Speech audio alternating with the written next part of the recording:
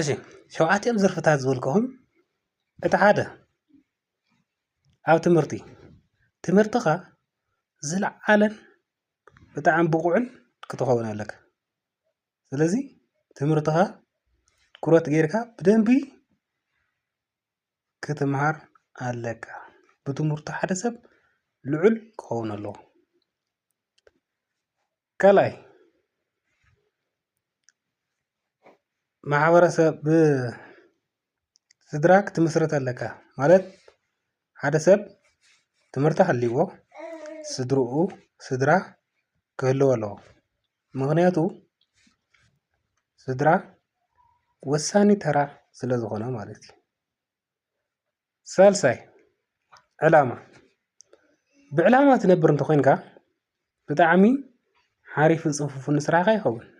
ስለዚ ሓደ ሰብ ብዕላማ ክጓዓዝ ኣለዎ።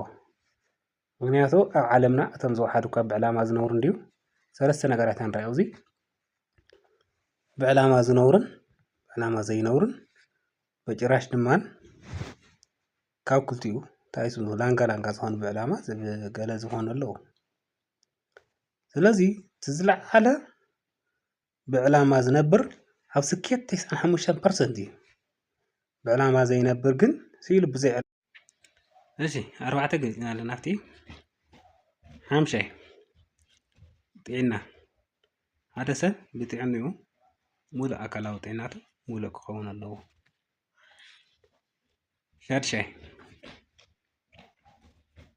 መንፈሳዊ ሂወቱ መንፈሳዊ ሂወቱ ሃይማኖቱ ብዘይግድስ ኣብ ሙስሊም ይኹን ኣብ ክርስትያን ይኹን ኣብ ዝኾነ ይኹን ካቶሊክ ይኹን ገለገለ ብዘይግድስ ኣብ ሂወቱ መንፈሳዊ ሂወቱ ነቲ ዝኣምኖ እምነቱ ሕጉስ እንድሕር ኮይኑ ልዑል እምነት እንድሕር ሃልይዎ ዕግበት ይፈጥረሉ ማለት እዩ።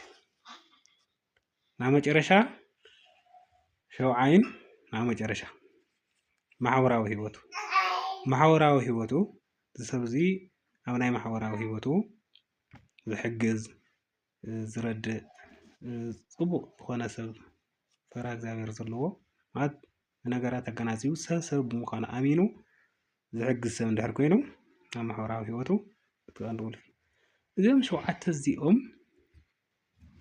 ባላንስ ገይሩ ዝኸደ ሓደ ሰብ ኣብ ሂወቱ ዘየለ ሓጎስ ይፈጥረሉ ዝለዓለ ሓጎስ ይፈጥረሉ።